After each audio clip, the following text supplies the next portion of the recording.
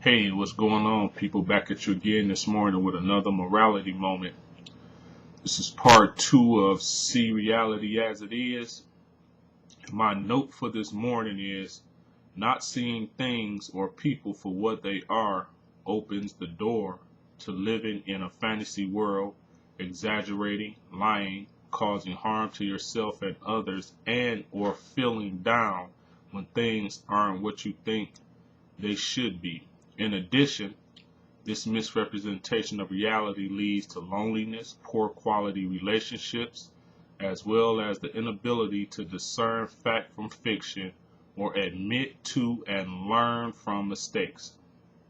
Dishonesty creates confusion and makes trust a difficult, if not impossible, endeavor. Yesterday, I shared that reality is defined as the true situation that exists, the real situation.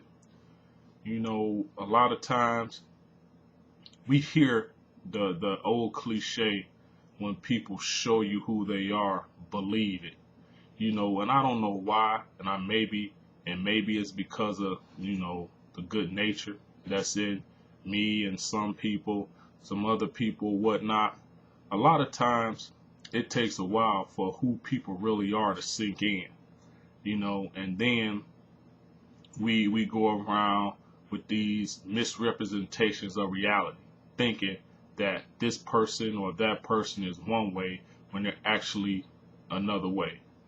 Bottom line is, a liar is a liar, a thief is a thief, a slick is a slick, you name it, you know, chances are they are what they are.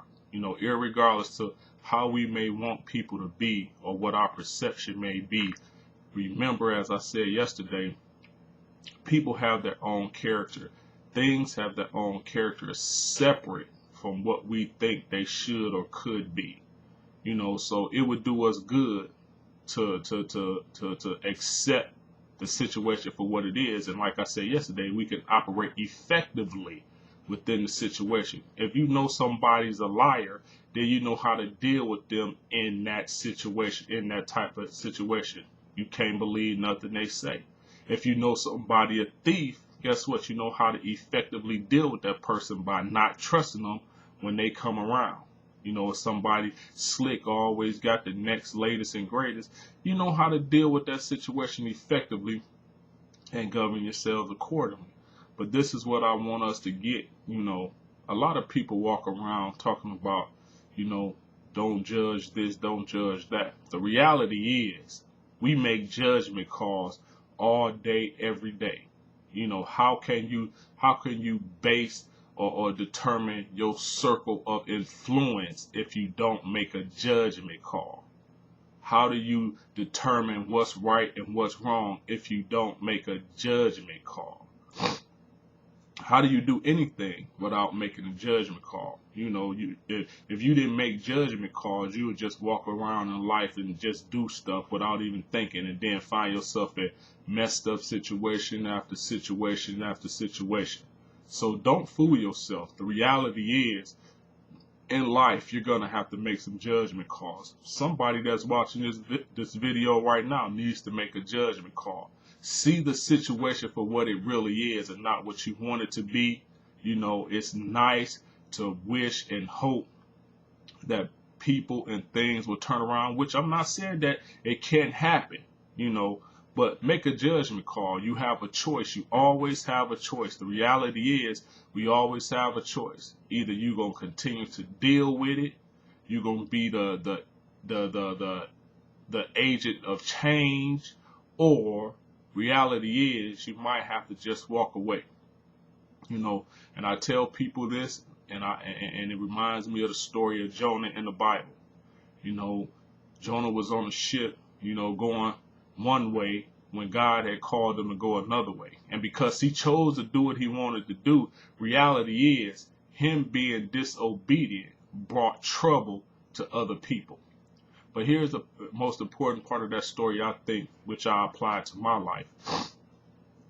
Once they went and they prayed about it, and they realized that it wasn't something of their own doing that brought the situation upon themselves, they went to Jonah and asked him what he do. How did he anger his God? And Jonah knew exactly what the situation is. Reality is sometimes we know that we're the problem in the situation. And because Jonah knew he was the problem, he instantly came up with a solution like throw me overboard. Meaning, let me get out of your way.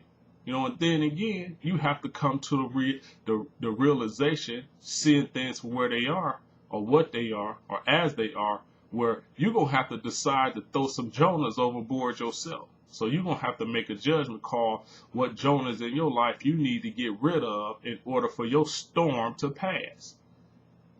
So basically, and then I want you to leave on this, I want to leave on this thought. If you have to get rid of some Jonahs just so you can live your reality, don't worry about Jonah, because God got a plan for them anyway. Maybe you might just be that crutch that was allowing them to avoid what God had called them to really do, or for them to take responsibility of their own actions. So seeing reality as it is, know you're going to have to make some judgment calls. And when you make those judgment calls, don't hide about it.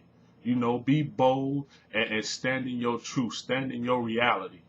So sometimes if you want your storms to pass, the reality is you're going to have to get rid of some Jonahs. I hope you enjoyed this morning's morality moment. Peace, and I'm out.